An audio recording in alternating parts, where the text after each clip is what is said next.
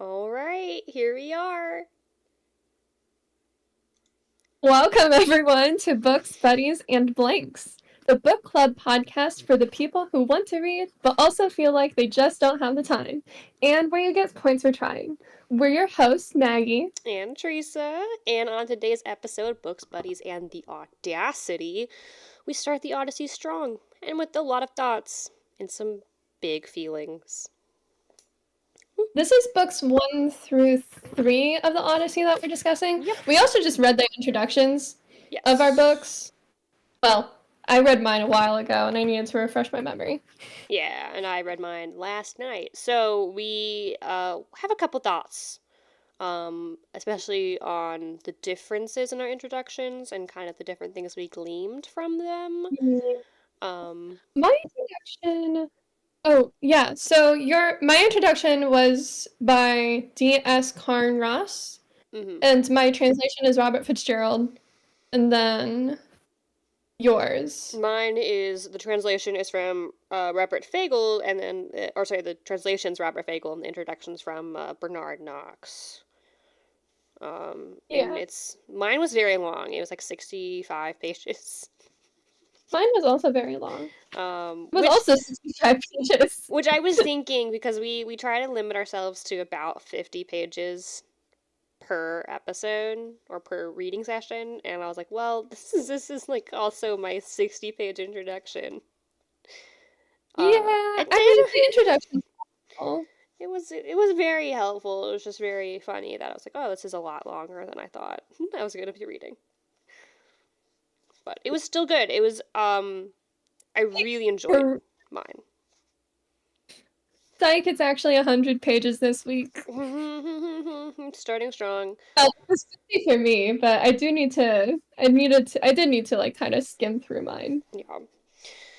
I like mine though, because we were talking a little bit before we started live, but my introduction was a lot of talk about the history of the Greek language itself, and then what the history of like writing was also like in that time period. And then I kind of a deconstruction of like the poetic structure of the epic. And some really neat theories on Homer as a poet, as a bard, whether or not he was literate or illiterate. Also, I learned, and maybe you knew this already, Maggie, I did not know Homer, at least the way he was depicted as a singular poet, was thought to be blind.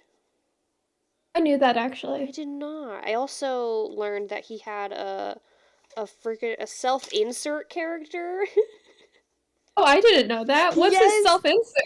So there's a blind bard in both the Iliad and the Odyssey named Demodocus.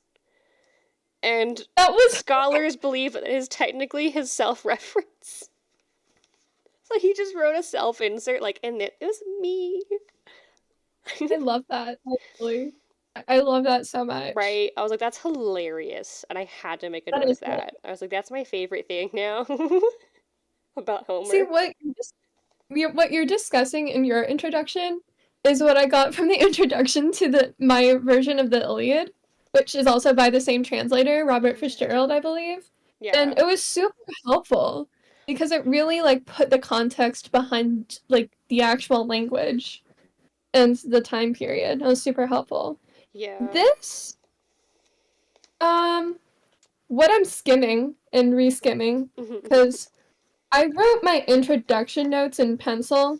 I don't know why, and my handwriting is already terrible. So it's been fun trying to transcribe what did I actually think. This translation was really interesting because the person's very clearly studied the texts a lot. And that comes across very very clearly. The only thing is it's a little bit it's a bit unapproachable as a new reader and Mm-hmm. as someone who doesn't have a background in the text already. So there were some things that I'm like, this doesn't actually necessarily help me get the context that I kind of got when I read the Iliad. And if I hadn't read that first, I would have. Felt like I would have missed a lot. There are some there are some like similarities I think to your introduction is what we found. Yeah. Um, Especially in the fact that a lot of the Odyssey, there's lots that is about courtesy and Mm-hmm. hospitality, what it means to be a good host, what it means to be a good guest, Yeah. and just and how that connects to their religious rites as well, and kind of that world.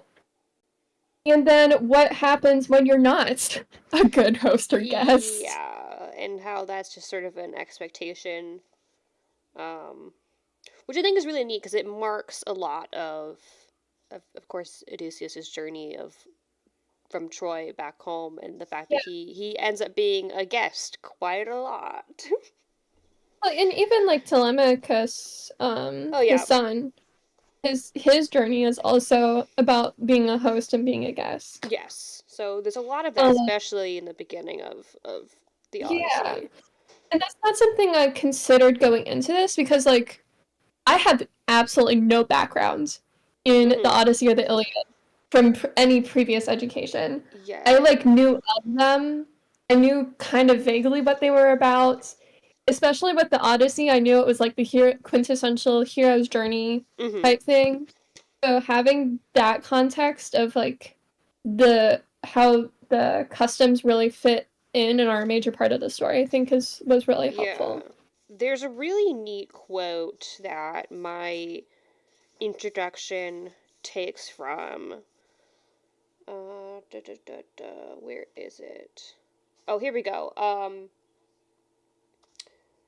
So translation from another translator, Pope, writes, "Welcome the coming and speed the parting guest." So it's very much about, hey, we're always going to be very gracious, but we're also going to send you on your way.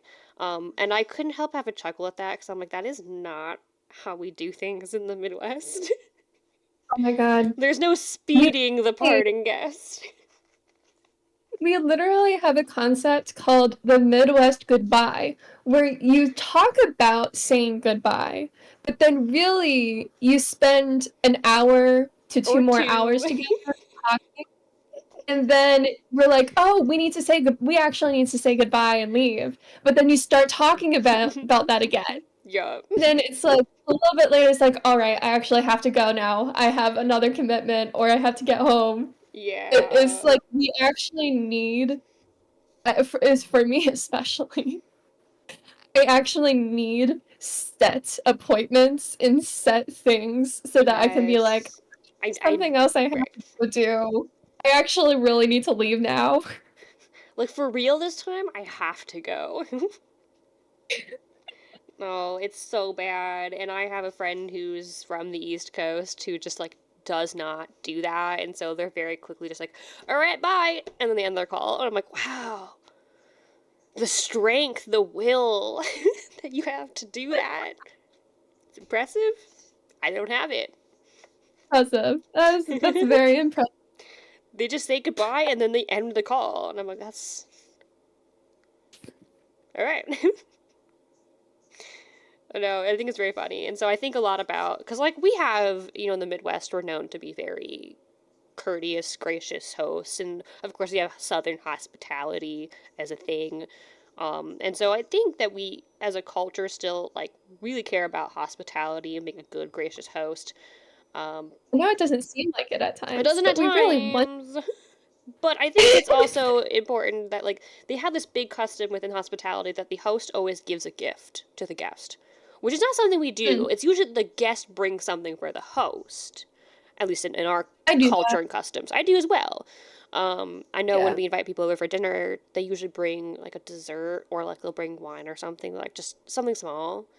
Um, Mm, but within ancient Greek custom is very much like we, as the host, we give you a gift a parting gift and then tell you to vamoose, get out of here. Um, Yeah. which is so very And we see interesting. that in the first actually. And there, I mean, of course, so many examples Mhm. in the Odyssey where that takes place, even in the first couple of chapters. But Well, I also noticed so the importance of breaking bread together mm-hmm. and essentially having communion with each other, and is in the religious aspect because there's quite a few religious rites that rely on this communion with each other, but also just in terms of courtesy. I think about this a lot because there's so many times when I am not able to do that Mm-hmm. because of food restrictions.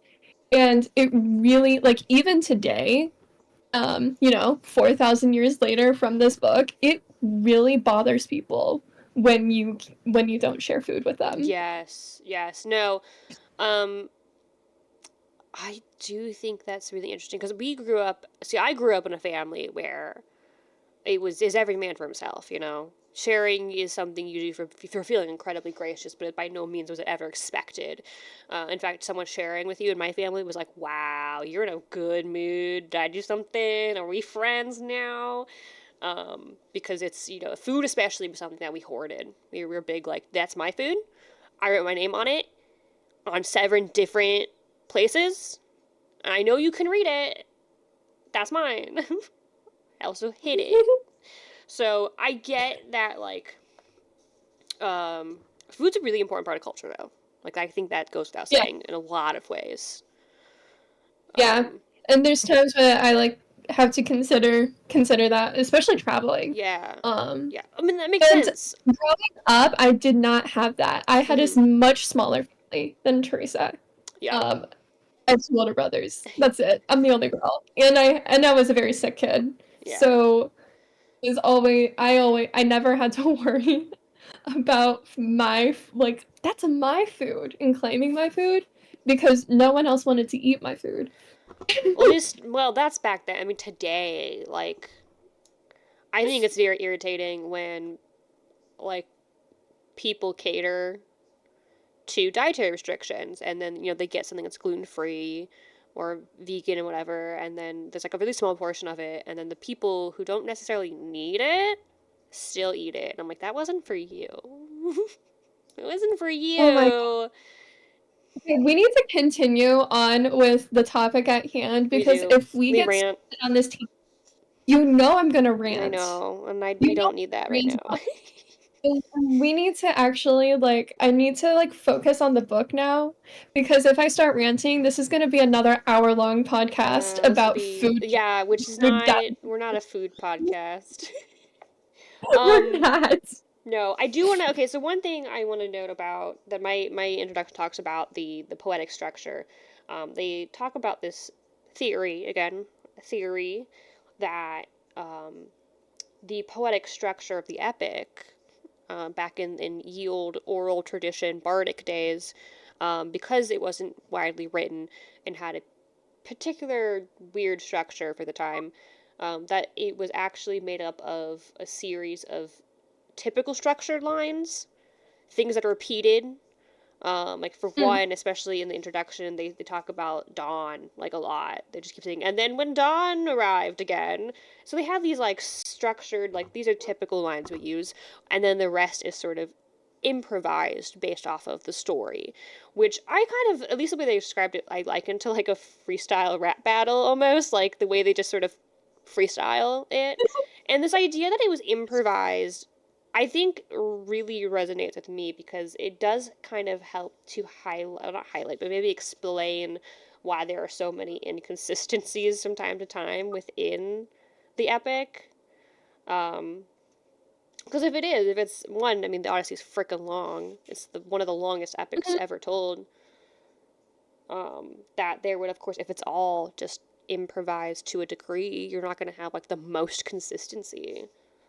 But I like that idea because I think it's a really neat theory on how this was originally told. Rather than them trying to memorize a story verbatim, it was more like, hey, we have some standard lines, which reminds me of how I lecture. I do that when I lecture. Most of it's improv. I do that when I'm presenting too, because if I write everything down too much and rehearse it too much, I have something set and I get nervous when I Mm-hmm. present. So when I get nervous when I present, I start talking really quickly, and my 12-minute presentation turned into 10 minutes incidentally. Yeah. But no, really I think also one thing that resonates with me with that is that people just memorize this. Mm-hmm. And I started doing this more with like my favorite Lord of the Rings quotes is I started like writing things down and trying to memorize them Mm-hmm. because people used to just know as I'm like reading Les Mis, it's like even it just philosophers and the Odyssey and the Iliad, people just knew these books and knew these works and can just recall from memory, oh, Mm-hmm. this exact. No, And I'm like, that's so impressive. that's I always want to so be able to. cool. And I think one thing that I think is very notable is that these were, I mean, obviously these were orated stories and Mm-hmm. they were talked. I mean, they But like were, yeah. when people first started writing in the written form and keeping written record, these are probably like some of the first stories to be preserved and written down. Yeah. They were Which, that important to people. yeah. And the fact that, like, this was a story that was sort of like, I mean, today it's a household name, but it was just as much in the time that Homer was, presenting it. So I think it's very incredible that it's still around, honestly, today. Oh yeah. But they talk. Oh, did you see that they discovered like a new um section of the Epic of Gilgamesh, which is Oh, the I believe cool. the oldest epic Yes, ever yes. Which, ever oldest story preserved. yeah. Also the hero's journey. Mm-hmm. Mm-hmm. We will I read read that. the Epic of Gilgamesh, and that's kind of what started me because I was like, you know what? I want to read literature. I want to know this stuff. I want to know what I'm talking about No, and and what other people. I think we should definitely cover the Epic of Gilgamesh on this show because I. That's actually really interesting because there's so many biblical parallels in it. Oh, I've read the Well, Bible. there's a lot of universal Yeah. Mm-hmm. that aren't that feature prominently in the Bible, but it was like those were just around in the universal consciousness in a lot of different cultures. Like there Yeah. was a figure that was this person. It was really interesting. Anyways, the Odyssey. The Odyssey. One note I wanna another note I said one note another note I wanna make is I really like that the way the introduction that Bernard Knox gives, he talks very scientifically about breaking down the research of a lot of different scholars and different perspectives, what evidence they give. It's very similar to the way I think I write in a psych You science are in manner. science. I know, and I love the way that he wraps up this section. Though is I think probably a very diplomatic way where he says, this is, of course, pure speculation, but so are all other attempts to explain the origin of the text that has come down to us. We shall never be able to answer the questions it raises with any certainty and must rest content with the fact that a great poet marshaled the resources of an age old traditional art to create something new, the tales of the wrath of Achilles and the wonders of Odysseus that have been modeled for epic poetry ever since. And I love that he's like, and you know what? At the end of the day, it doesn't matter which is the prevailing theory. It's still a theory. There's Mhm. really no like this is the hard core like um what do they call it? Oh, I'm looking on the word when it's like Facts. no, like you have the original material Oh, and then you have yeah. fan fiction. Yeah. Yeah, no, the primary source. Yeah, what's the term I'm looking for? Um Canon. There we go. And There's no canon really to like the Greek myth because it's been told a million thousand different ways, even in the times in which it was born. Oh yeah, there were local Um, traditions and on top of the other like main yeah, traditions, and and that's it kind of wasn't universal. yeah, and that's kind of how I feel about the different translations of really old pieces of literature like this, where it's like, yeah, there's a billion different translations for the Odyssey, and you can have a favorite. I'm sure everyone does.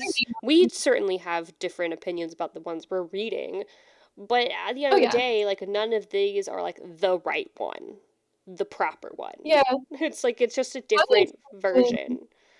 I like mhm. the way that Bernard Knox approaches that as saying like, look, ultimately, we don't know, and we never will. My sorry.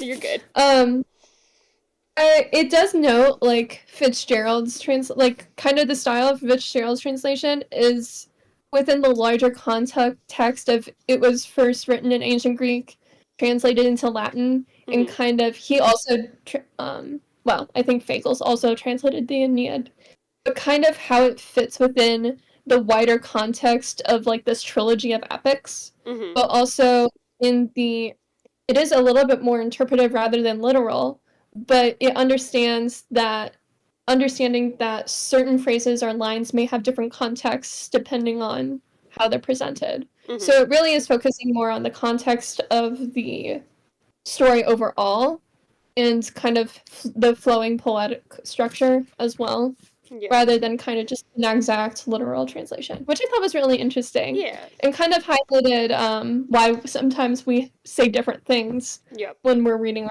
our different translations. Yep. That's a little nugget of gold. Yeah. All right. I think unless you have any final thoughts on your introduction, I think we go ahead and hop into it because I think if we spend so much time dissecting our introduction, we're gonna be We here. get into We do. I think we're doing a good job checking ourselves We are. right now. I want This so is the much best more. we've done. I want to rant so bad. All right. This is the best we've ever done. Mhm. All right, so let's go ahead and start with book one. And I know mine have titles. I don't remember if yours do, but the title of book one for me is Athena Inspires the Prince. Mine is a goddess intervenes. So pretty much the same. What? Can I just say, this is my um regularly scheduled, not scheduled. Oh, this reminds me of Lord of the Oh, Rings. yeah, there it is. Again, a drinking game that I could play and then die very Well, if quickly. you're drinking water, you're just gonna be really hydrated and need You to know pee soon. what? You know what? Maybe we do that with water. Maybe I need to drink more anyway. All right, Drinking a water bottle. I had my water. Because in both The Hobbit and The Lord of the Rings, we start the hero's journey with a party. And in The Hobbit, much like the Odyssey, it's not necessarily an expected party. It was an unexpected party. Whoa, Oh, whoa. God, I have so many notes on this page. Um, the first page? huh? The first page? The second two pages, because the first page is like a what, like 10? Let's It's only like start. 15 Okay. lines. We do like bullet points at the end of each book just to like make sure we're on the same page of Mhm. story structure Mhm. before we get into the details. Yeah, All right. typically.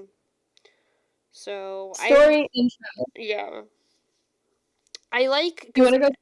so this is kind of an interesting point that they made in my introduction was that um, typically within the structure of Greek poetry, they will talk to the muse and be like, "Hey, muse, tell the story," Mhm. and they usually tell them like, "And start here and go from there."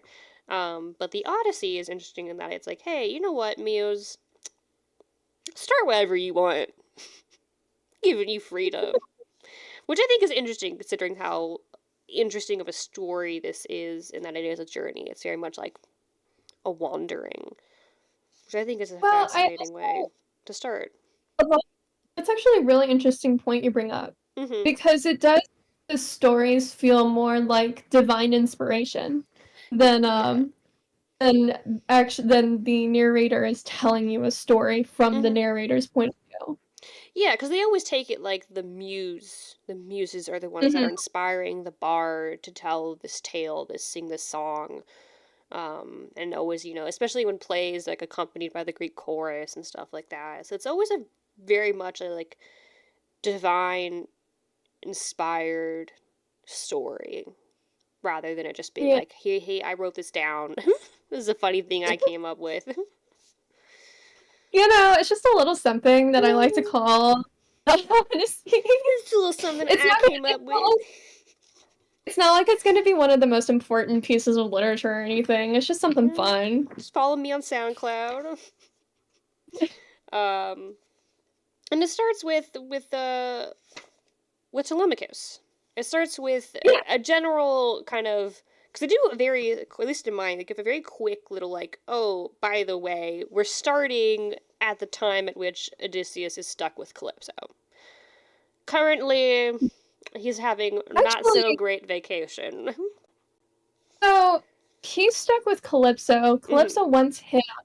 He's Oh yeah. already married. It actually reminds me of another book I read called The Glittering Plain, If you were where gonna say the Lord of the Rings, I was gonna leave.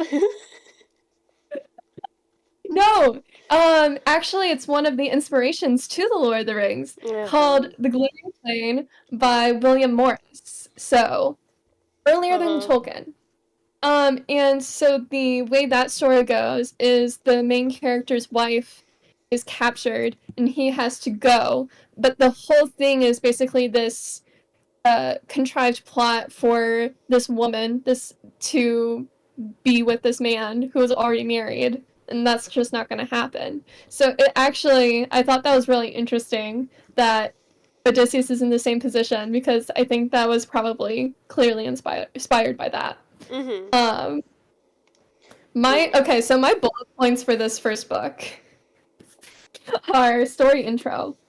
Um, Yeah. we're starting about 10 years after the Troy fall of Troy, right? 9 years. We're about 9 years post It's a year. Trojan War. About 9 years is where we Yeah, start this story, and then yeah. through other means, we end up learning what happened over the past 9 years to Odysseus. Yeah, it's kind of like it's like one of those episodes where you start off with a Yeah. really weird situation and then it goes 3 months earlier. Which I think is a really good point that I want to make. So as I mentioned in the first introduction episode we did, I'm a big fan of Epic the Musical. The Epic the Musical album follows a very strict chronological order of the story. It doesn't follow the actual story of the Odyssey as it's told. So if we're talking purely about album and song, the story really starts with God Games, which is a heck of a place to start. Because it really starts with Athena making that um, what do you want to say? I'm blanking on words again. But she makes this commission to Zeus, like, hey, so he's been stuck there for 7 years with this lady that he's not into, and I think he deserves to go home at this point.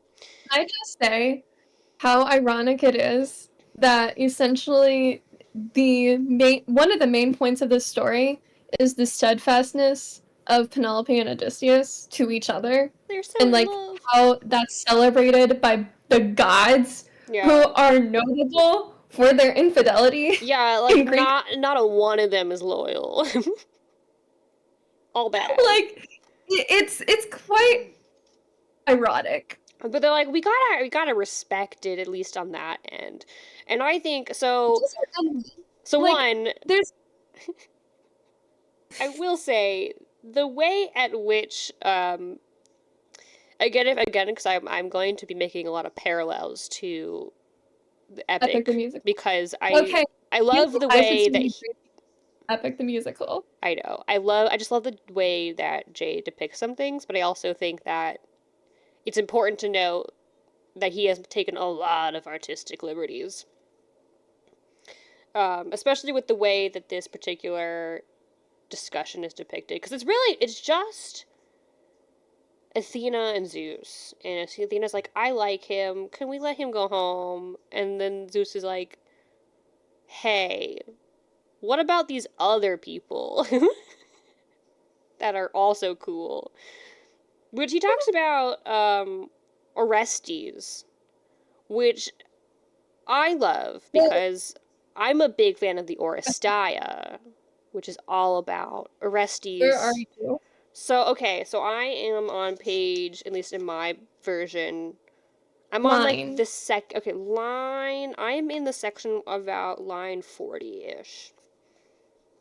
So he starts talking about, uh, Aegisthus, Aegisthus? There we Oh go. yeah, Orestes, and spoke his thought So, aloud.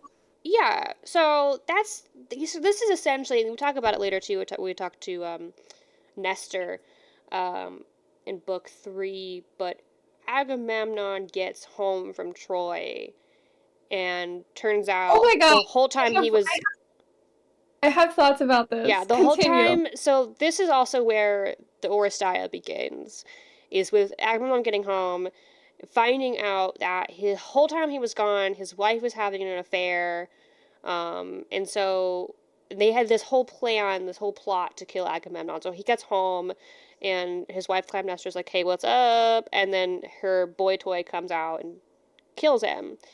And then Orestes comes in a little bit later. He shows up a little bit later, and he's like, "You killed my dad. I like that guy." So he ends up killing the affair partner and his mother. And so the Yes, and whole, they basically something down together. yes, yes. And so the whole of the Oresteia is about Orestes flee from the Furies, which are these creatures of the underworld, which essentially represent vengeance, and they're after him for his crime of matricide, of killing his mother. Um, and then the whole thing is just about the transition of what is considered justice within the realm of the immortal, the deities, and being passed down to the hands of the mortals, allowing the mortals to then handle justice as they see fit, rather than it being this very retributive thing back and forth with vengeance and revenge. And it's really cool. Highly recommend it if you're interested in that. But I really enjoy that this continuous discussion of Orestes. Yeah, because Nestor mentions it in Mm-hmm. book 3, Yeah. and he briefly is like, man. And I think in both areas, I'm like, man, wife stealing was a major problem during this time Oh period. yeah. No, like there was no locking anyone down. Marriage No, meant it's like little to these these people. dudes steal Penelope. This dude steals Agamemnon's wife. It's like, oh, and the whole of the Iliad in the Trojan War is because Paris stole Helen. Yeah. It's like, really, you are just now getting Mm-hmm. out of like a 9-year war over this dude stealing this dude's wife, and this is what you choose to do? Have you learned nothing? I will say, on the part of Clytemnestra, she was not stolen. She was having a full-on affair with this man. It was a Lester said she rebuffed him initially and then consented. well, I mean, and it is also fair point. Like, in this time period, how many women had choices, really? Well, Penelope does the darndest, I have to say. Penelope is an absolute queen. She is a queen. She's She's a the literal queen. queen. She's amazing. She's a literal queen. The queen. I love her. Oh yeah, Yeah. so the other bullet points is um why and kind of why this episode is called The Audacity is because of the suitors. Oh my goodness. Yeah, The suitors yeah, were literally the worst. The worst. They're just yeah. the worst. Again, to sort of It, give some background context for that, like, they again, it starts off being like, "Hey, I want to save Odysseus, and then eventually Odysseus is like, fine. And so Athena, like, all happy, is like, I'm gonna go find Telemachus, because we're besties, because she's been spending the last few years training him in the same way she trained Odysseus when he was young. So this really starts off with, like, oh, one point. yeah, I just now caught this. So, Athena introduces herself and is basic as mentees. yeah, and, like, she's incognito. As mentor, and I'm like, oh my gosh, is this where that comes from? Yeah, Probably. But yeah, she takes the form of mentees and mentor a lot because she's like, I want to be incognito. But of course, Telemachus is kind of he clocks her. He's like, mentees. Sure. He's a very aware person. He's very smart, and they depict him as being what is it, of clear, sound mind is how they describe him, at least in my translation. Like, he's just a smart boy, which again, he was trained by Athena. What did you expect? And also, he's Odysseus's kid. Yeah. Odysseus is renowned for his wisdom and battle stratagem. Yeah. And I love that the first depiction we have of an interaction of characters, which is between Telemachus and Athena, is him immediately being like, I'm in host mode. Get over here. Take a seat. We're gonna get a feast for you, you quote unquote random stranger I've never met before. Ever. Well, I think this is what was really interesting is the suitors are just rude guests. So they come in, they eat up all their good food, drink all the good wine. They're preying on his poor mother, who doesn't even know she's a widow yet or not. Yeah. And she's just she's just depressed. Like, she's trying to fight them off and be respectful. But, like, it was more disrespectful to turn out these extremely rude guests than it is to just cater to them. Right, it's that, like, social... Your point is, oh my gosh, at this point I would have just asked them to leave, but they can't. Because it would have been rude. It's a social faux pas, and they can't do that. Even if they're royal, which is so irritating, because, like, again, they're just, like, meandering. They're just like, whatever. They describe them as, in my tradition, a swaggering, and I'm like, we can use that kind of terminology. I don't like you. Take your swagger out of here. Oh my god. And they're taking all the good wine. They've been slaughtering their cattle. Like, these guys suck. They do. But then in book 2 is when Athena's like, all right, now's the time. Now's the time when you actually gotta have some balls and tell them what's up. Yeah. It's like, even when he has his whole monologue of basically, you're being rude. We would be happy to keep you as guests and send you on your way back to your homes. Oh, we do that. But this is okay.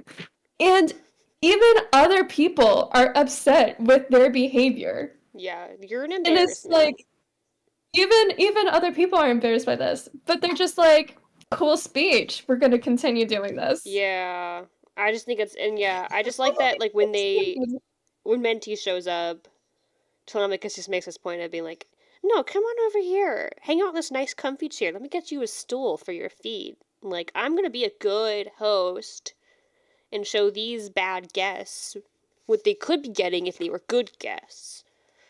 Like, he's like, I'm willing to, like, be cool. I'm a cool host.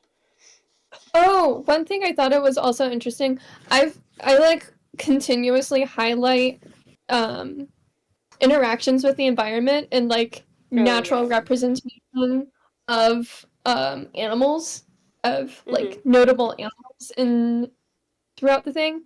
And one of the things is the wise man who is saying he is not adept at bird signs, but clearly the eagles have flown. The eagles are flying by. I think that's a very clear sign. 2 eagles. It's a sign from Zeus that you should listen.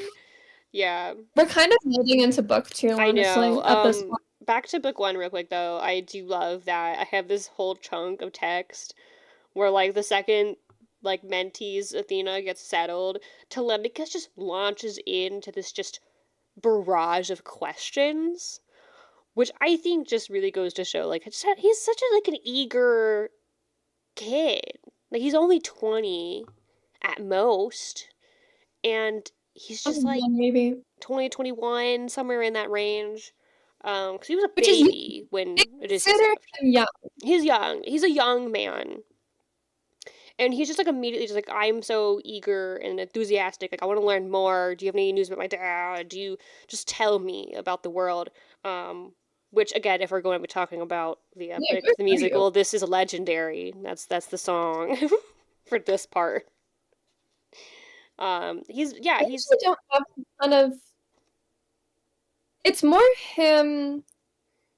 Where am I? I'm on. It's around I line have a lot of 200. more punctuations. It's more just he's telling Athena how bad things are without Odysseus. Well, no, he He needs to says know like what Odysseus is. once she sits down, he goes, "Enough. Tell me about yourself now, clearly, point by point. Who are you? Where are you from? Your city, your parents. What sort of vessel brought you? Why did the sailors land you here in Ithaca? Who did they say they are? I hardly think you came this way on foot. And tell me this for a fact. Now I need to know. Is this your first time here, or are you a friend of father's, a guest from the old days? Once the crowds of men welcome, blah blah blah." So he just goes. He's just like question, I have question, less question, question. questions than you. Oh yeah, no, he got a lot of questions for mentees. I have less questions than you. And also there is a whole preface to the question barrage where Mhm. he's like apologizing for speaking to her. Oh yeah, no, I got that too. Where he's like, "Oh my god, it sucks here. I'm so sorry." I'm so sorry. Anyway, allow me to pester you like a child. But her, Mm-hmm. for her part, because she likes him, she's like, "This is a little guy. He's cute." She's like, "Of course, I'll humor you." Yeah. And then we kind of move to, and then Penelope comes Well, down because the minstrel yeah. starts playing a song about the Trojan War, and she's like, "Oh my gosh, She's like, you need to "Bro." stop. You're making me cry. She's like, "I'm depressed. Stop it." I don't Oh, want you here. Go away." I also love that Athena is very much like, because Telemachus is very pessimistic about his dad. He's very much like, Odysseus is dead. He dead. He dead. Well, And okay, Athena's like, there's a difference. There hey. is a. Sorry, I don't mean to talk over you a lot. No, you're good. There is a difference in not knowing how someone died and knowing they died in battle Oh, because yeah. it was more dishonorable for his father to be lost Yeah. than to know that he died in battle. So, like, if he died in battle, that would have been better. Yes, because then they would know where he is physically. The guy know where he Well, and died, also he and died with honor. he died with It's kind of honor. like, Like, yeah, okay, he died. I have a note for that, but before that, I do like that Athena's like, actually, I'm gonna tell you about this prophecy I'm gonna make. Wink, wink. That Odysseus is coming home soon. Wink, wink. Like she's very much like, yes, I'm getting this message from the gods. Where it's like, dude, it's not a freaking prophecy if you're making it happen actively. That's not how that works. Um, and so he's like, okay, okay. And then yeah, later he talks about how like all the fallout from like his father just disappearing at sea.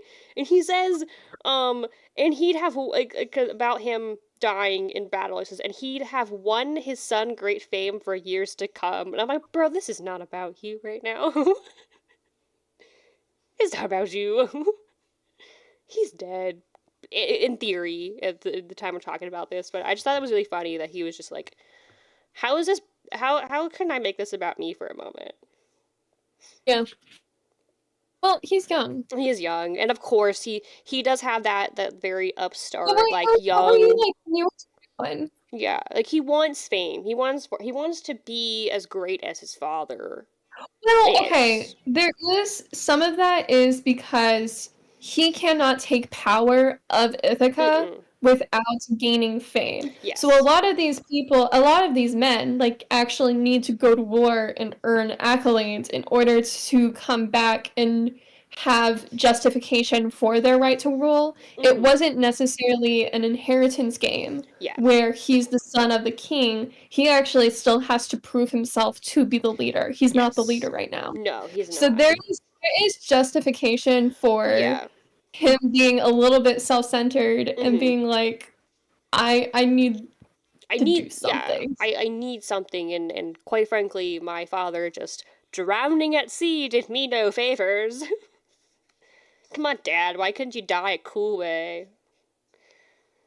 Um, but Well, I think yeah. that's part of his like in book 2. That's Mhm. also part of the reason why he sets off in the Yeah. as Yeah. well is Yeah. to go find out, not only Yeah. just to go find out where Odysseus is, but also to gain some recognition from Yeah. very powerful men. And that's what like Athena tells him to do. Essentially, she's like, "Hey, all right, your dad's coming back, and I'm gonna here's what's up. All right, you're gonna go to these two places. You're gonna talk to these people. You're gonna get info.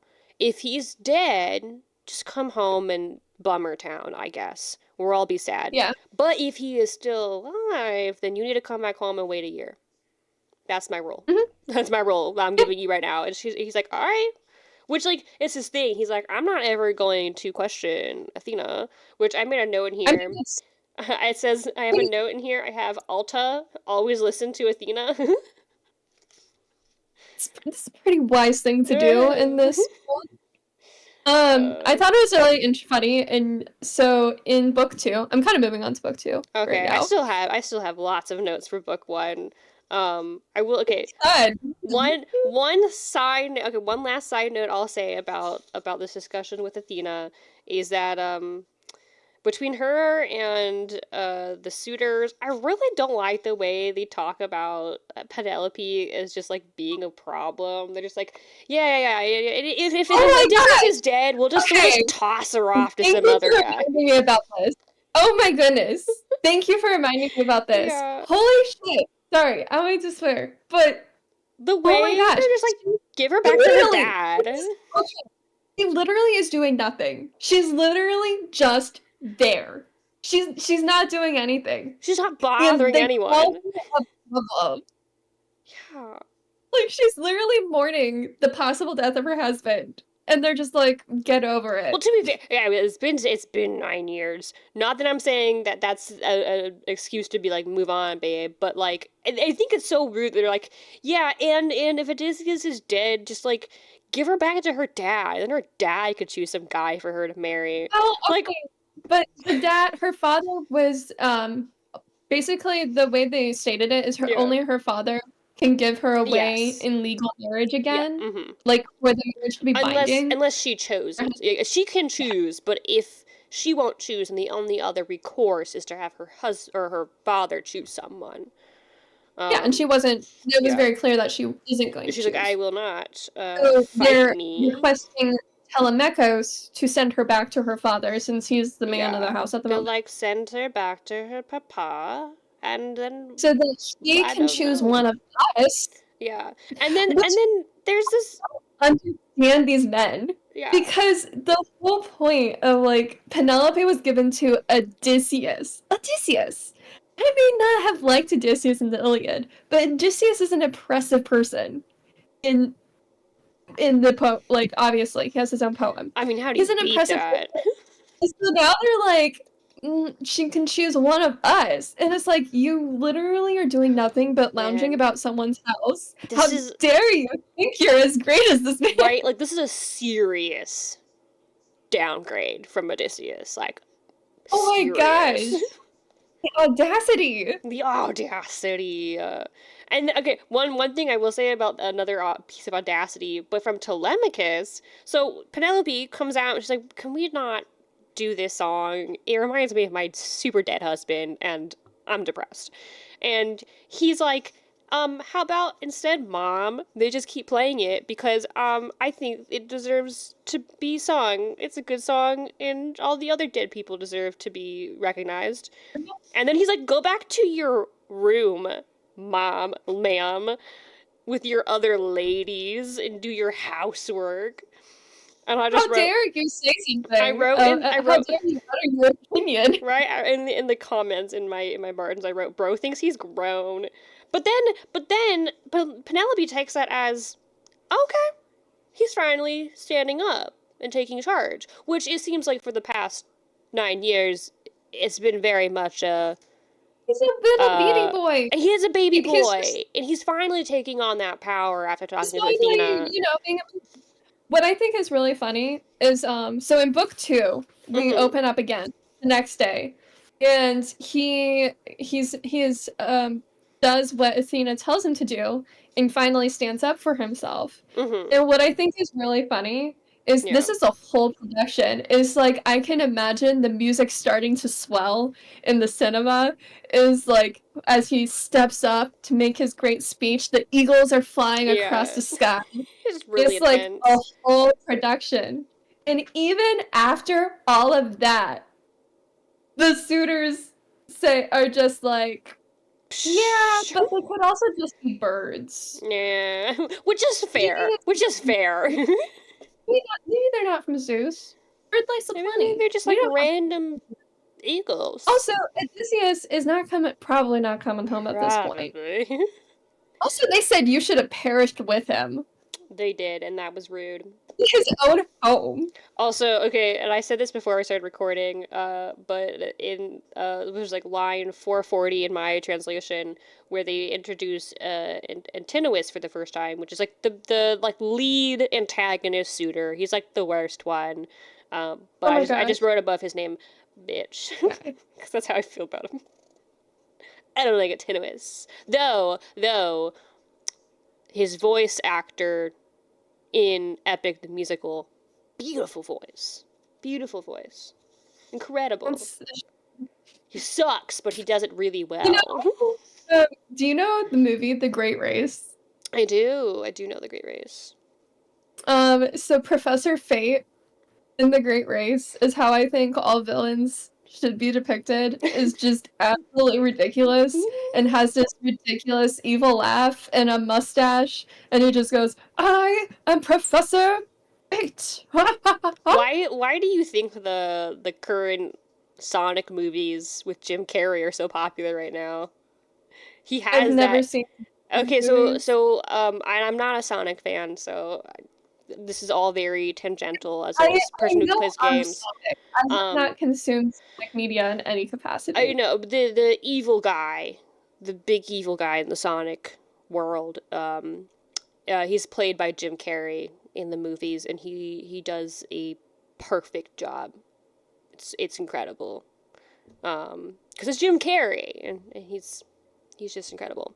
So I think so Antinous is the main antagonist suitor. Yeah. I think is actually really a good. Homer really makes you hate this guy. Oh, like he's really such a great antagonist. He is, and like, I will say, Jade insane because he's so just rude. Mm-hmm. But like, that's the point. That's the point. Like he does a great job of creating this villain that's just like, I am so excited when he dies. And I think I'm kidding. Everyone dies. It is up front that no one gets out of this alive. This is as much a tragedy as it is an epic, except for the cool people. They live. You decide who the cool people are. This is like where he really rounds. For me, is line 350. I think Antinous comes in earlier in my version. Okay. Possibly. Is like when he is saying he might be lost at sea, and to basically, it's basically advocating for Penelope to go back to her father so that she can get married. Mm-hmm. And might be lost at sea, just like Odysseus, knocking around in a ship, or from friends, and what a lot of trouble that would give us, making the right division of his things. We'd keep his house as dowry for his mother and the man who marries her. Mm-hmm. It's just like, oh my goodness. You're already planning to not only are they staying in this house, but they're planning to keep the house Mm-hmm. that they're just. Which, again, bad Oh, guests. oh, he's He's the worst guest. he is. There's only one other villain that made me actually want this person to die, and that was in the Silo series, the first book. I was like Yeah. literally it was like when I was texting you, I was literally texting Theresa that while I was listening Mm-hmm. to this book, really, this person needs to die. They need to die a horrible death. Oh Ugh. my god, I can't believe what is And you happening. know what? I was in class. Yeah.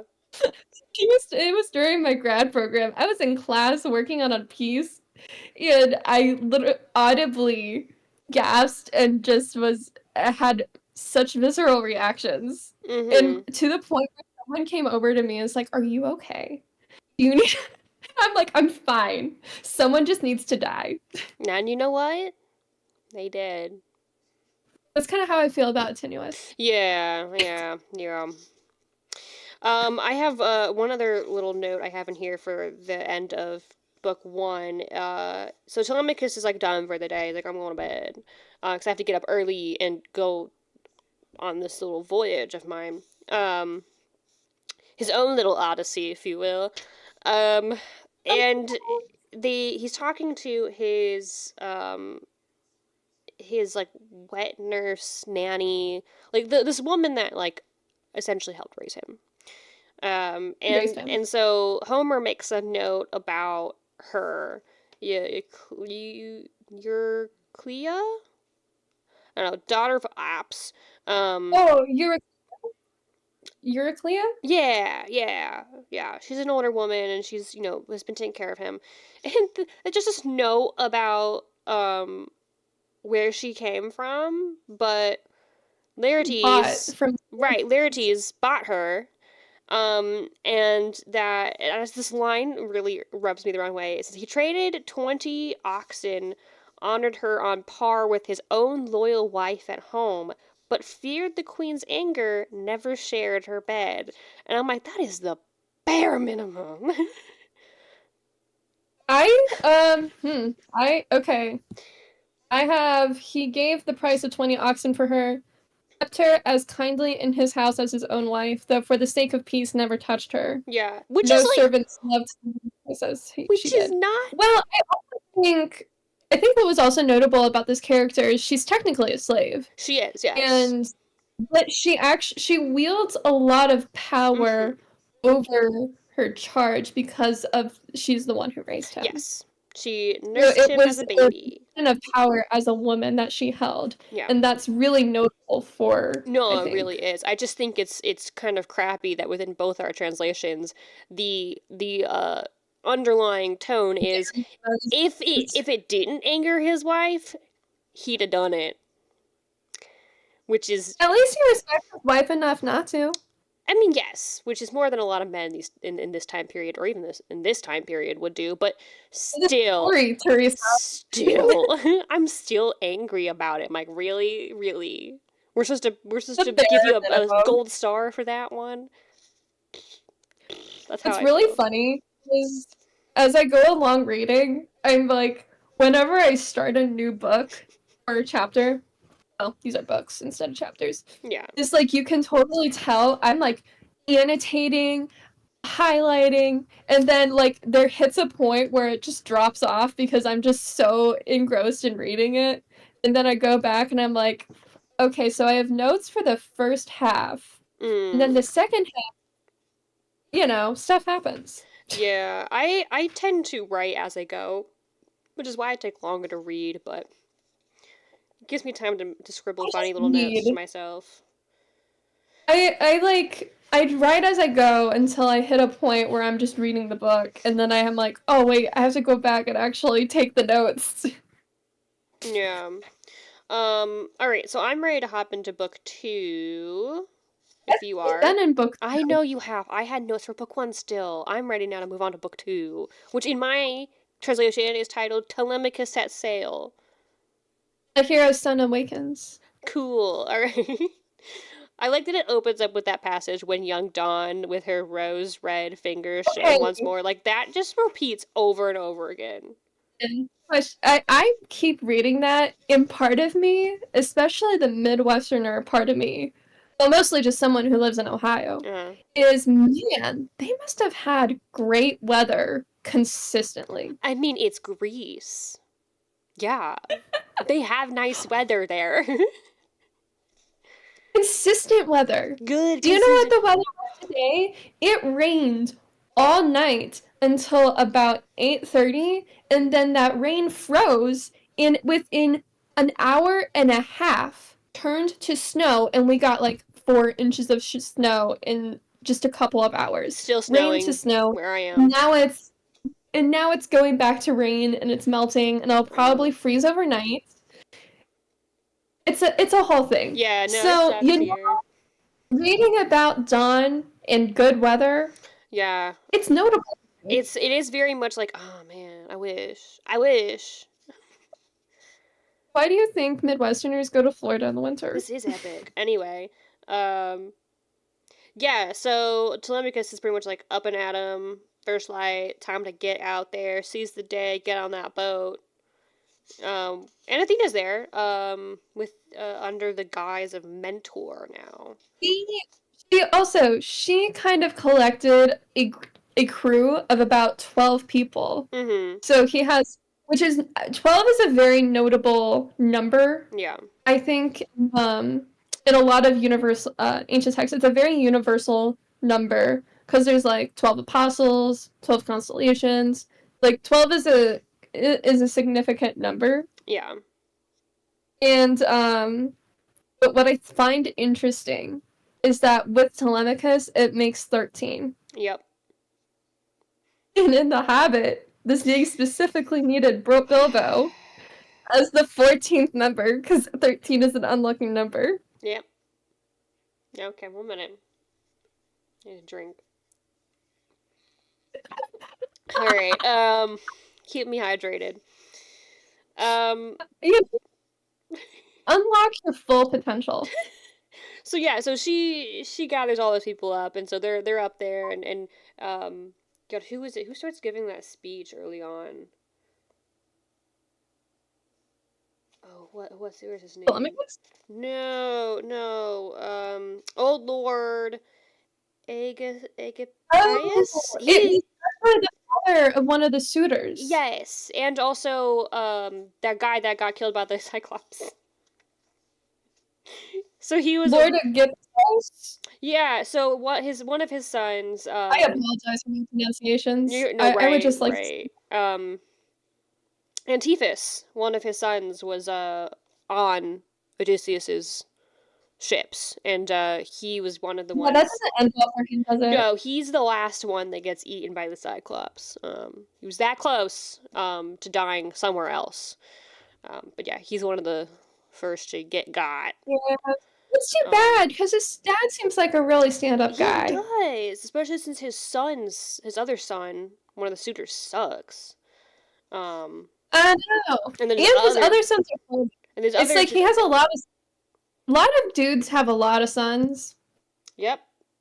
Which I have a note about. I have a note about that later with Nestor. Also, can I just say, and I've been meaning to mention this, I need to know, and I will probably look this up later to see if there's any actual academic work on this, for Achaean hair care. There has to be. There has to be history. Near every time Achaeans are mentioned, they are mentioned with the flowing, luxurious hair. Yeah, it's always like the fair-haired, the red-haired, the beautifully braided hair. I know, and it's like, what is their hair routine? I want it. I know Spartans were known historically for having some of the best hair hygiene and maintenance. It was like a point of pride for them. So I know at the very least the Spartans probably have some crazy routine. I know. What happens? I don't know. I'm gonna grow hair out now. I want to be a warrior woman. Right. So the old dude kind of gives an intro to Telemachus, and Telemachus comes up, gives his long speech where he's like, "This is what we're doing," and then he ends it by crying. Okay, He got I so have to say, emotional. okay, can I just say, Yeah. for me personally, I am not a crier. But when I have one of the emotions Mm-hmm. is that I do cry at, and it's the worst emotion to cry for, is frustration. So like I Yes. cry more I like automatic will start tearing up and cry more when I'm extremely frustrated, which doesn't happen often, Yeah. but it does happen. And then I'm even more frustrated that I'm crying because I'm Yeah. frustrated. So honestly, kind of can Yeah. relate. Wait, and honestly, it does say that this is an emotion stemming from anger. He gets angry and to the point where he's like, you know, really, So does Telemachus yeah. when he makes his speech. Yeah, yeah. So, well, that's what I was talking about. Telemachus gives that speech. He gets really worked up and angry, and then he cries. And I just wrote in the margins, "Poor baby telemarketer, sweet baby." Okay, stop calling Telemachus a telemarketer, okay? He has his own cow name. Aw. But and then, you know what though? You know what turns it around a little bit for me? And by turns it around, I mean I'm back to his defense. Is Antinous opens his freaking mouth. Oh my He goodness. decides that he has to put in his 2 cents. Tenuous is literally the I just worst. wrote "bro, shut up" in the margins. Um, Dude literally says Athena is like, bro literally says, like, the gods are on my side. Y'all see the eagles you'll see launching the from the you'll mountain. see yeah. And then he also That's like, can I just say, yeah. so in Beowulf, this is also a carryover to Beowulf. Because I did a whole piece on Beowulf. I basically did Beowulf for science illustration because I can make an argument for it. Mhm. Because I could do it. All right. Yeah, I did it because I So the could. and it is noted to be a deathly omen, and so the deathly omen that the eagles represent carries over hundreds of years into the future to Beowulf, because the only mention of animals in Beowulf is when Beowulf dies after being slayed by the dragon, and it's Mhm. talking about the omen of death that it brings because people are going to attack them now. And the carrion animals, which are the wolves, the eagles, and the ravens, were all signs on banners because they were specifically thought of as deathly omens and had a lot of negative connotations around them. But I thought that was really interesting. Okay. Yeah. Anyways, No, you're good. yeah. So yeah, and Cinemas does his little his little tantrum. And then he of course calls out that Penelope has been, you know, her whole ploy was like, I'll choose one of you when I'm done with the shroud that I'm leaving, and then every night she pulls it out so that she has to start over. And apparently she's been doing Also, that for 3 freaking years. I just gotta say, after 3 years, like before that, I think you should have tuned in. Like, man, there's been no progress on this shroud for three I years. don't I know have how to questions. literally state we don't know what the process is, but after 3 years, we know that something's up. So Right? like they even acknowledge their own ignorance in this matter. How did it take you 3 years not to connect those dots? And then of course he has some fancy words for how cool she is and how of course everyone wants her. Um, but hey, you should also just kick her to the curb, send her back to her dad. And I love Telemachus's very cool response, just bro, I'm not kicking my mom out of her house. That's messed up. Which is fair. He's a good boy. Also, so after his whole speech and Hmm. the suitors go back to their partying, Yeah, and after he's like, the Eagles. I'm off. Hey guys, let's set sail. I thought it was notable that he washes his hands in the Hmm. foam of the Grace Sea before he sets off. Yes. Yes. He kind of Because it's kind of like a this is blessing he's asking from Poseidon one. almost. Yeah. Hey. Well, I thought it was really funny because the first time I saw the ocean, in years. I Mm-hmm. was with my sister-in-law, and I literally, that's what I do. I can't explain why I do it. I just do. As I just like go out, walk up, and put my hands in the water, and I'll walk back. And then Inga just looks at me. She goes, "Oh my God, your brother did the exact same You thing." gotta touch the ocean. Yeah, it's just the ocean. Also, the Pacific Ocean's freaking freezing. That is the only ocean I've ever touched. Hmm? Wait, no, wait. Atlantic is the only ocean you've ever touched? Yes. Yes. Yes. Oh god, my geography for oceans is bad.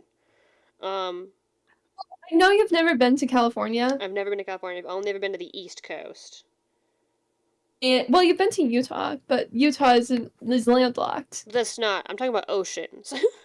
I've not touched No. an ocean in That's the Utah. only, well, that's the only Western state you've been in. Actually, fun fact, Utah used to be covered by oceans. There was in the middle of America millions of years ago, before the Rocky Mountains were formed, there was an ocean there. It was a shallow sea, essentially. And then the Rocky Mountains formed, and the land started pressing up. The water was drained, and that's how the desert was formed. So there's still a lot of fossils and reefs, like land formations that used to be full-on reefs, That's deep. millions of years ago. That's very deep. Okay, that has nothing to do with what we're talking It about. was a cool side note. Anyway. Also, something that's interesting. Okay, I need to do some information searching. Because how do you get hydrated from drinking wine? Whenever I drink wine, I get like dehydrated. So what is the wine making process here Well, that from they're what it hydrated? seems, again, this is very much like a I don't know, except for when I'm reading, but it seems like they have some sort of liquid that they then dry out and then break up into a powder, and then they hydrate the powder to make the wine. Oh, which So is really impressive. it's very impressive. I mean, it's very similar to a lot of old paint making techniques. Yeah. Um, It's called Also, mold. and It's I called know they mold had wine to use because it's mold. That's how they you mold I paint. do know they had to sanitize the water and Yep. essentially with alcohol, Mhm. but there's also like points like in book 3 where they actually noted that they used pure water for something. Okay, never mind. I Yeah. solved my own question. Yep. Yep. Well, that was a cool little thing. I could probably ask my Also, mother-in-law. She would know more the about use of wine. yeah, your mother-in-law would know. She would know if anyone. There's also a lot of barley meal, which means that I could not survive in this time period. Yeah. I would have died in infancy. Yeah, I'm sorry. I would have too, though. To be fair, I wouldn't have made. Not most of us wouldn't have made it. Yeah. Yeah. Actually, I probably could have made it. I would have been like very blind. You guys are all like freakishly strong, as natural selection made it so. Heck yeah. All right, so yeah, so they decide It's off. to. They're off. They're like the suitors go back to being. Oh, it's a But fast black ship. I thought that was funny mhm. because right, it's also a fast ship with black Yeah. sails. Yeah. Okay, never mind. Okay. So yeah, so Facing the sun. Oh, yeah. also, they travel east, and in both The Hobbit and The Lord of the Rings, all the adventures are also traveling east. Give me a moment. Okay. So yes, they I'm set off, and actually concerned about the amount of water you're getting, so maybe I should mention it a few more times so you get a good maybe 32 ounces. thank you. But I like that. So Athena comes along as mentor. And I do like that she makes this point when Telemachus starts to get a little bit nervous. That she's like, "You'll lack neither courage nor sense from this day on. Not if your father's spirit courses through your veins." And so she's like, between me and you being Odysseus' son, like you're gonna be courageous and you're going to be smart and cool and awesome and like I'm here. I'm quite literally your wingman. That's Well, what I'm I here also for. thought it was interesting that he was nervous to approach Nestor because Nestor is Yeah. That's book and 3, but he's just yeah. like, how do I approach him? And I'm like, man, I'm also a little nervous when I'm meeting impressive people. Yeah, and it's But you know, Nestor. confidence is key. And Athena says, confidence Yeah. is key. Confidence is key. Fake it till you make it. Just It's pretend like you true, and it belong there and no one will question you. it's true, and it works. One other note I want to make. So like it's just like he's about to leave, and so he's saying goodbye to his nanny. He's like, "You take care of things here." And then he makes this note. He's like, "Yeah, don't tell my mom about this until it's been like, a few days." And she's like, "Where's my son?" Which means he did not tell her he was leaving. He just got on a boat and left.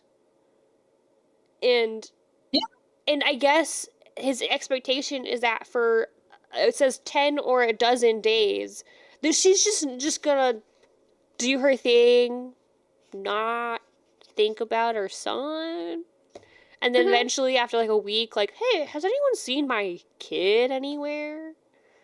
Um and then of course his maid is suspect. Yeah, so about that, Telemachus left like a week ago. He's gone on boat, left.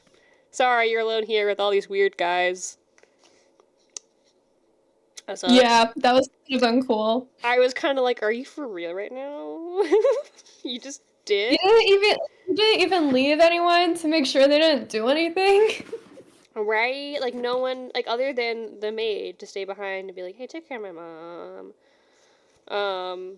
Yeah.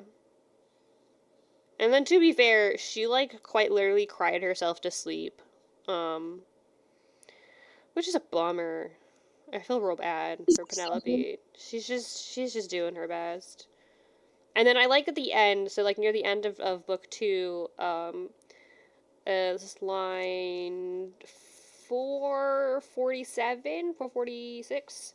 The palace Athena sped away in the lead as he followed in her footsteps, man and goddess.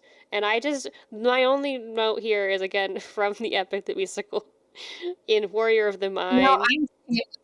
hold on. Now I'm taking a drink of water. Oh, thank you. This is the game we're playing now. We drink anytime I mention Epic the Musical and anytime you mention Lord of the Rings. But Yep. in Word of the Mind, Odysseus says, goddess and man, or goddess and man, bestest of friends. And so when it says man and goddess for Athena and Telemachus, I just wrote bestest of friends in the margins. Because, like, Well, that's so I also cute. think it's interesting because in book 3, towards the end of the book, the rest of the company are around his age. So Mm the rest really are boys. hmm. They And are. They're so, but besties. also says the rest are boys who shipped for friendship's sake, no older than Telemachus, any of them. Yeah. And and my note was, so, a fellowship, you might say. So, a fellowship. Okay. So, book 3. He now arrives at Pylos. So, my book is called King Nestor Remembers. That's the title of this book for Um, me. Mine is the Lord of the Western Approaches. Can I Oh. just say, I specifically looked this up before I started talking to you. So the Mm-hmm. map of the Aegean, Aegean. Aegean, Yeah. It's Aegean, typically how it's pronounced, but I could be wrong. I have been before. Aegean. So the map of the Aegean Sea, actually, other than maybe slight coastline changes because of ocean rise and fall, Mm-hmm. it has remained the same since this story was told. Yes. So, I think that's also a very neat point. Also, my translation came with 3 very well done maps. I Um, only have one map. I have the Homeric. It's called Homeric geography. So this is the geography as it were at the time. So I've got mainland Yeah, Greece. I have the Peloponnese, and I've got the Aegean and Asia Minor, and a quick little snapshot close up of Troy. Ooh. I have the See, superior okay. map edition. You do have the superior map edition. Okay. I do one thing that I kind of don't like being in the 21st century is I have absolutely no concept of how long things actually take to go from place to place. Yeah. Especially being from America where like we can go and get in a car and drive 2 hours to get to another state. Mhm. So it's like when we arrive in Pylos, that takes like that's overnight from Ithaca. Well, I mean, I don't think it's overnight because it's, oh my Is god, it? that's one. Yeah, so I have like no concept There's of like no how much time context for it how much actually. time that took, but if I am looking at my map and I am judging that out appropriately, it's like 400 miles of open. 400. It's like 100 miles. Not based on mine, because Pylos is all the way down there from the island of Ithaca. And if I'm using Yeah. my key correctly, And that's like like a diamond, black diamond. I have no idea how to pronounce that. um It's by a fair I eye. huh. Because mine It's is like men. fair eye is in between Sparta and Pylos. Maybe we need to take a picture of the map we have and send it We to them. should. Because mine is. So Ithaca's in the Ionian Sea. And then. Yes. What? And then. Yeah, Ithaca's in the Oh, Ionian mine Sea. is on mine says Mediterranean Sea. Oh, interesting. Yeah. Um, Okay, I'm sending you my one yeah. second. I would send you a picture, but the lighting in this room is not great, and I don't want to get up and Oh, turn on the light. I didn't do that for you, so I don't expect you should do that for me. Awesome. Okay,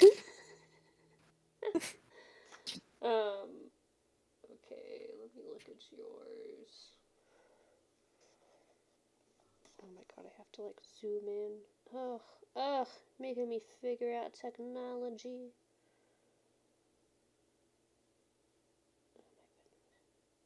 Okay, but point being is that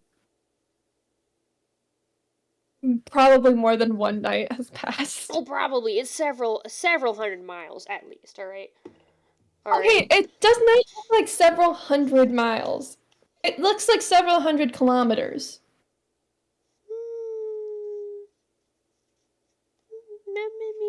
I mean, because okay, all right. I'm taking a picture of my book now. I just sent you my picture of my map. I know. I want to send you mine though, so we could compare notes. Oh, look, it's like 2 inches. Like 2 inches is 100 miles, and it's just over 2 inches between Ithaca and Pylos. When you do the direct route Well, of a yeah, straight line. for yeah, and again on mine, it's showing it being as like more like 200 miles. Okay, I'm looking this up. Oh, go for it. Go for it. How far? This is the real content everyone wants. It's us Yes. debating how long it would take to get from Ithaca to Who told you Pylos. two ones? We're dramatic. That's fine. This is for Sophie. This is for our other friends who knows that we will not let this go. No. How far away is Pylos from Ithaca?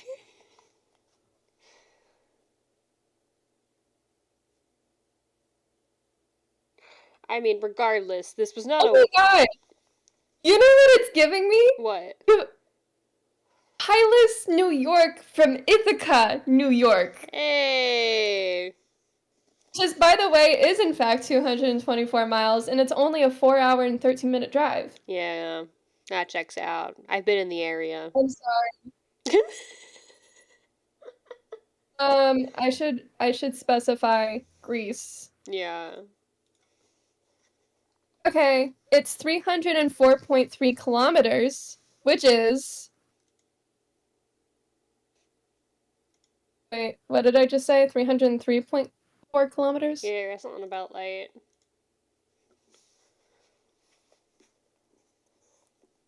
188 miles. Yeah, so around 200 miles. Okay, but But keep in mind, it still. does say 188 miles. Yeah, but still. That is not a one night, like, trip. This was not like oh, we got on the boat, Not we in that got there in the time period. morning.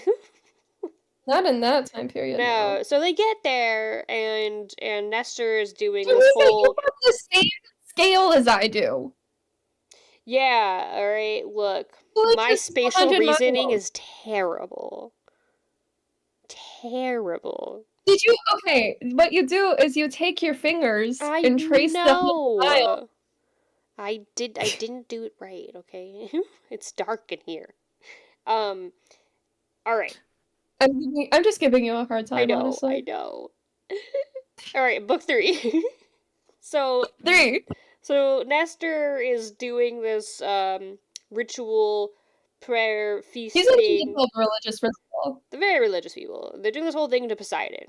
They're like, "Hey, Mhm. Poseidon, don't Honestly, they need to, because don't." Poseidon does not like Odysseus.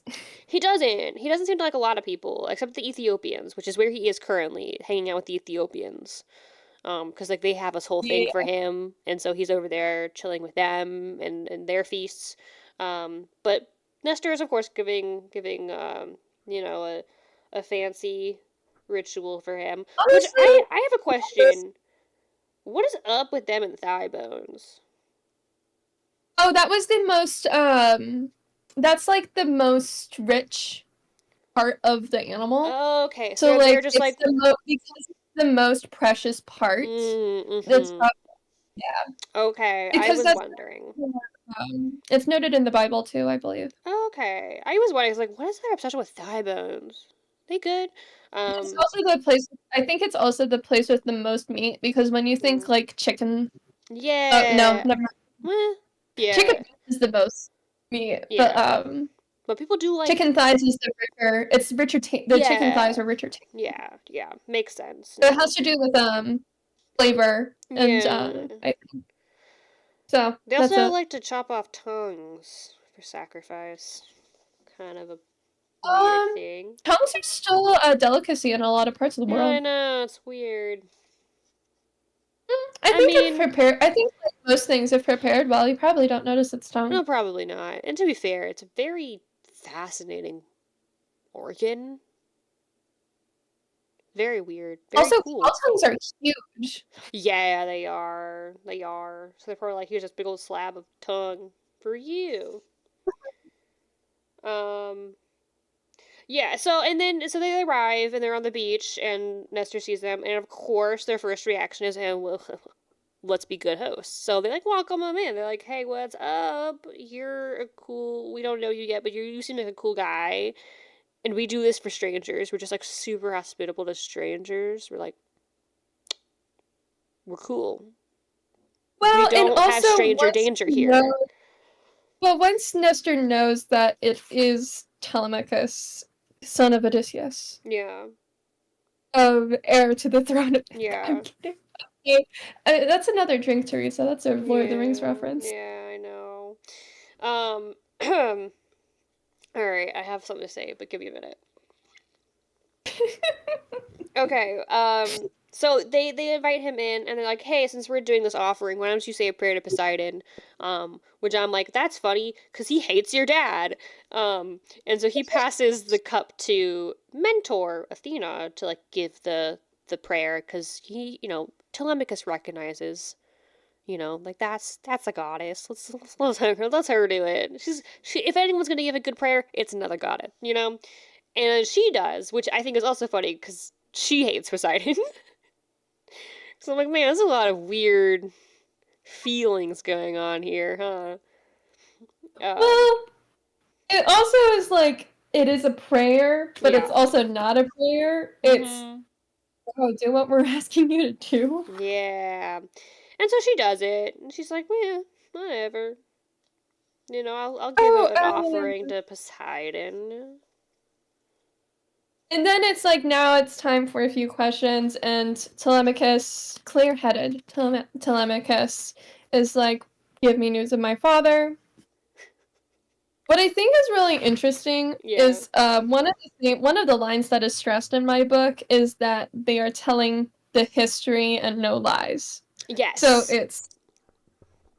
it's from his point of view, and to him, and from his point, and each person is going to give you the history, and from his point of view, he is not telling you a lie. Yeah, so they're being honest from their subjective point of view, and they aren't lying, which is good, because this whole thing about lying, they're like, we don't do that.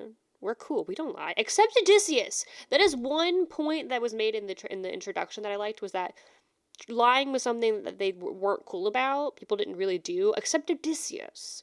Odysseus like really good at lying. Because he was like a cunning, deceitful man, but like everyone was like, "You're cool for it." I don't know. That's one thing that I think is really funny, is that every time Odysseus is mentioned, it's like, great guy, very wise, also very talented in battle stratagem, but also he's like a liar. He's a dirty, filthy liar. We don't trust him, but also we love him, but we don't trust him. Every time I mention Odysseus to my brother, who's also literary, enjoys literature and has a degree in it, so I value his opinion. He goes, man, Odysseus is such a snake. He is such a snake. But that's why we love him. He's like so good at lying, but that's also why you can't trust him. Lying isn't a good thing, Theresa. It's not, except when Odysseus does it, because it almost always gets him out of trouble. He uses it for good? The moral question mark? Is not okay, except for this one specific person who's allowed to lie. Yeah, but like even then, like. The thing is it only gets him out of trouble. Everyone else dies. No, absolutely. But to be fair, they be playing with fire, and we'll get to that later. I have opinions about the crew of Odysseus. And Odysseus, I mean, he is not a blameless man. But I have opinions. Okay. So Nestor, I thought this was really interesting. Nestor, and this is how kind of like the beginning, where it literally says God scattered the Achaeans, and so half the crew saw smooth seas and were like, we gotta go now, the sea's calm, we have to go now, get home. And the other half of the crew stayed to do the religious rites to Poseidon in order for safe passage home. And initially, Odysseus was part of the crew that's like, all right, we gotta up and go. But then he changed his mind and turned back, and that's why we don't know where he is. Yes. Except now we know where he is, but no one else knows where he is. Which honestly, let's say, come on, Odysseus, if you had just stayed behind a little longer and maybe made them offerings to Poseidon, you would have been home a little faster. Also, I thought it was really interesting that so the crew that left was the one with Menelaus. Yes. Menelaus was the crew that left. Agamemnon was the one that stayed behind. Yes, Agamemnon stayed behind. Menelaus, he did have some troubles. He ran into some trouble where he was on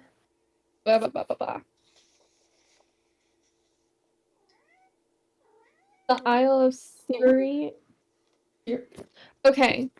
I'm pronouncing it Syria, but I doubt it's Syria, like modern day Syria. It's spelled with a P. P-S-Y-R-I-A. Oh, yeah.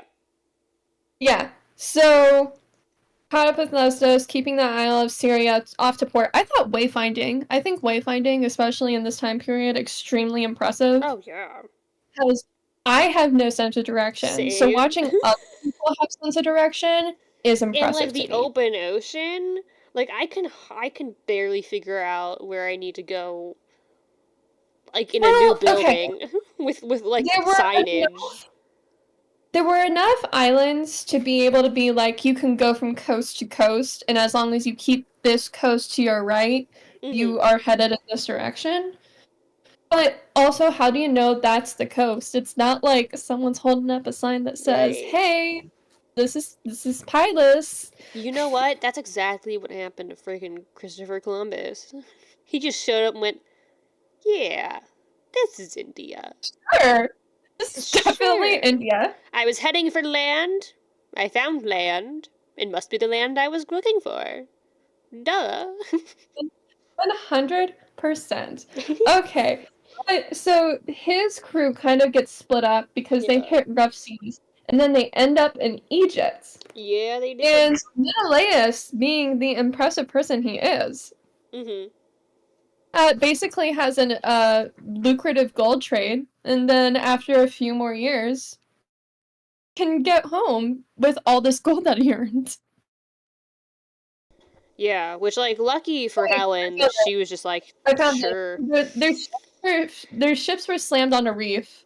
The current carried them off to Egypt, and there Menelaus stayed, and he made a fortune in sea trafficking among those distant races. Mm-hmm. And then he came home very rich, which good for him. He had a lot of troubles. He did. I felt like he deserved a little, you know what? You won the war. There's You some got your very wife back. Here's a little extra something, something. Well, I also thought it was really impressive because these men are leaders for a reason. And Yeah. so clearly he has the knowledge to be able to look at a situation and know, like, all right, this is what we can do. This is Yeah. how we can do it. This is how we get money. This is how we live off of this land until we can get home. And that's adaptability right there.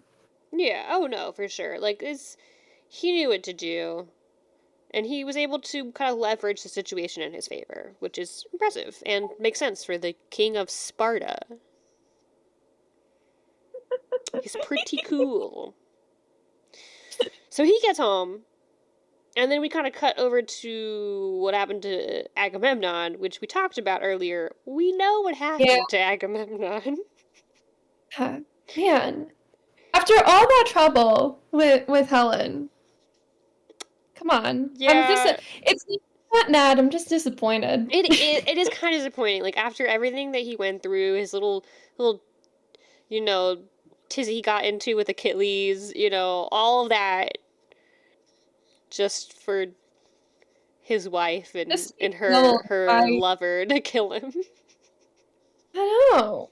Kind It's of a just bummer, but also he was kind of a meh guy. Like he was a I great leader, mean, don't get me wrong, but you're I not wrong. like if I was someone just like living in the palace, I would have been like, no, that sucks. Bummer. Yeah. He was fighting over a lady that he wanted to take back as his booty. I'm not entirely shocked his wife had a side piece, is all I'm saying. Did he deserve to die? Probably not. I thought it was interesting that Telemachus's point on that was that it was revenge. Yeah, And I wish that he could get revenge, which is interesting. yeah, He's like, yeah, I too would like it to get was revenge on all those men back at my palace. Which yeah, which is interesting considering that the entirety of the Oresteia is about how revenge and vengeance is not justice. exactly. So the fact that Telemachus is like, I want to do that is kind of like, oh, okay, Well, to be fair, yeah, Telemachus doesn't want to kill his own mother, so there's that. no, no. But some solace here is that we do know that bloodshed will be happening. Red sun rises, blood has Yep. been spilled this time. Yep. It's another drink for you, I Teresa. thought so. I was already reaching for my water bottle. I'm loving this, honestly. Okay. Make sure you have a So big water. yeah. Um, I just see. Do I have any other notes? Oh yeah, there's they were talking more, and then eventually there's a question. So, Telemachus was like, "Hey, could you tell me more about this whole like shindig with Orestes? Like what? Like tell me more about that." And so he does. He like, gets into way more detail about it. Which I just wrote. I just wrote in the margins. Honestly, Just read the Orsteia. Nestor's a stand-up dude. It's mentioned later on in the chapter that Nestor has ruled over his area of the world for over 3 generations. 3 generations, which if you consider, like, if you have a child at the age of 20, so that's like 60 years at least. Yeah. Impressive. Yeah. Especially for this time. That's impressive. Yeah. But one thing I really like, and I mean, at first I was like, why do we keep harping on this whole, like, Agamemnon and Orestes bit? Like, come on. But then I like that Nestor makes this point, like, and hey, let this be a warning. Don't stay away from home for too long, because when you do, the people back there, they plot against you and they do terrible things. Which we know is what's happening. We know that the suitors are doing that actively currently right now. You know what happens to Bilbo when he gets home? Yeah. Actually, I won't tell you. Oh, no. That was a spoiler. That was a huge spoiler. I'm not going to tell you. You haven't finished that book yet. I do know a little bit. Just because it's such an old story. But yeah, no, I'll get it in my own time. And then once he gives that warning, he does that bit where he's like, time to send you off. He's like, all right, now get out of here. Go. Well, get out of here. I know. It was... So the person, he lets him know that the person he needs to speak to about Odysseus is Menelaus. And he's like, yeah. And Menelaus, Sparta, when you look on the map, is on the same island. Yeah, so he's like, you should get going so you can go talk to Menelaus about this and see him. Yeah. Well, he stays the night. He does. He and his friends. And he gets, Nestor gets very offended. He gets very offended because Telemachus is like, all right, yeah, then I'll go talk to Menelaus. And he's like, whoa.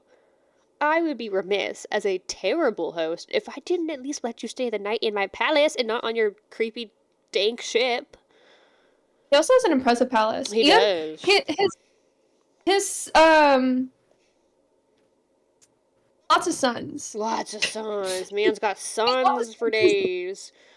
A lot of thrones in his throne room. Yeah, a lot of thrones. A lot of sons. Yeah. And they end up having a little feast. What's also funny is also mention of birds. Athena left in around line 400. Yes. Athena left them singing a seahawk and a clap of wings. Yes, which Nestor immediately is like, that's freaking Athena. And Athena came to my fancy prayer ritual, which is kind of like, it wasn't about you. He lends Telemachus his sons and a bunch of chariots, because he's the prince of charioteers. He is. So he gets chariots. He gets him some thoroughbreds. He does. Horses. And he's like, I'm just gonna set you up. We're gonna get you over there. But before you go, maybe we should have a little religious sacrifice for Athena. Because, she was just here.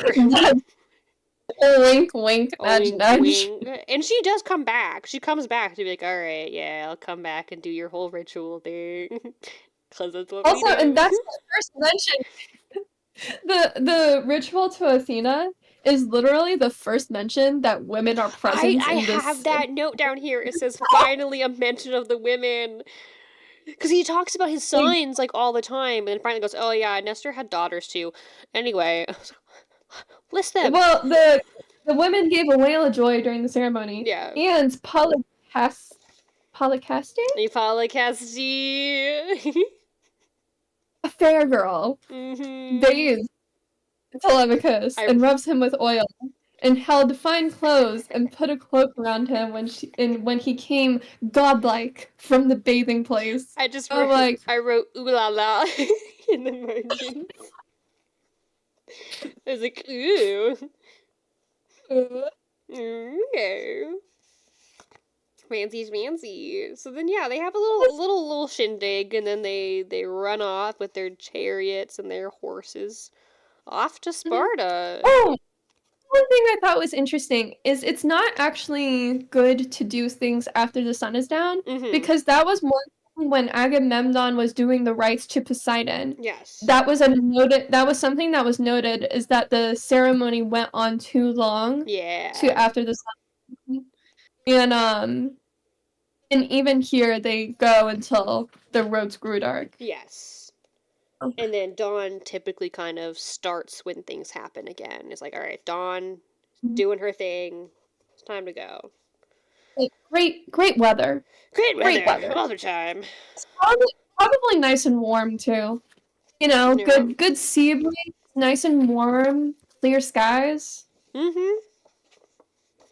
That's good days. Good days. All right. Final thoughts on books 1 through 3. I actually missed the writing, like this kind of writing style. Like when I started, I'm like, oh, I actually really miss the writing style. I really enjoy it. Yeah. Very engaging. It's not necessarily the most accessible writing style, but once you get used to it, it's a very engaging writing style because it really does emphasize things to the reader or the listener, and it's just art. Yeah, no, I agree. I think it also makes me feel very connected to how can you say books aren't magical? We're reading the same, we're consuming the same story that people ages past have also consumed. Yeah, and you know what? They probably had very similar opinions. You know, just in a different way. They were probably also like, damn, Antinous sucks. Don't be a rude house guest. Don't be a rude house. Oh my god, can you see them? Ridiculous. But Nestor's the goat. We love him. The home of someone I didn't like, I couldn't even imagine. It's so rude. So rude. I can't even imagine being that rude to someone. Yeah. So the next book is book 4, which technically wraps up the Telemachy, which is like the first 4 books of the Odyssey, which are all about Telemachus. Yeah. And then book 5 finally gets... Yeah. Yeah, he gets to King Menelaus, which is the book 4, for me, is the red-haired king and his lady. Ooh, for me it's the king and queen of Sparta. So my book, this translation especially, each time Menelaus, or like, each time someone has red hair, it is mentioned. It's always, yeah, no, like, Menelaus is either Menelaus or the red-haired Spartan. Like, it's like only ever talking about how he has beautiful red hair. Long, luscious, blows in the wind. Yeah, I mean, those Spartans and their beautiful red hair. Jealous. So, this next section is the red-haired king and his lady, and then book 5, Nymph and Open Sea. Yes, which... For me, that brings us to page 108, so it should be roughly 50 pages. Okay, for me, book 5 is Odysseus, Nymph, and Shipwreck. So, that'll be fun. We'll finally get back into Odysseus, and we'll get to see some Calypso, which I've got opinions about her. Not good ones. Not good ones at all. Which we might have to have a little bit of a trigger warning next time. Oh, really? Yeah, because I mean, there's definitely some...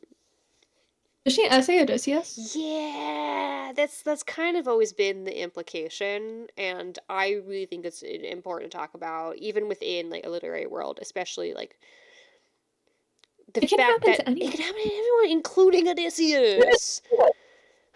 Unfortunately. So we might have to have a little bit of a trigger warning at the beginning of next ones, but we'll see. We'll see how we feel after reading it. So are we reading up? So reading chapter or book 4 and 5? Is that what we're? Yeah. Book 4 and 5. Yes, because that'll take us up to about 50 pages. Yep. It should take us up to about 50 pages, and then after that, we're gonna have to make some decisions about where we stop and start. We're gonna have to chunk that up better. Yeah. but we Because it will. is better to end at the end of a book. Yes, yes. At a good stopping point. All right. This has been the first episode of the Odyssey. This has been it. We did it. This has been your production of Books, Buddies, and Plagues, provided to you by Maggie and Theresa. Maybe that should be our outro. Oh boy. I think we workshop it. I think we workshop it. It doesn't sound like the PBS channel. It did a little bit. Yeah. All right. Yeah. So we Bye. will see you guys next time. Episode 2 for books 4 and 5 of the Odyssey. Yeah. Goodbye for now. Cool. Bye. Ta-ta for now.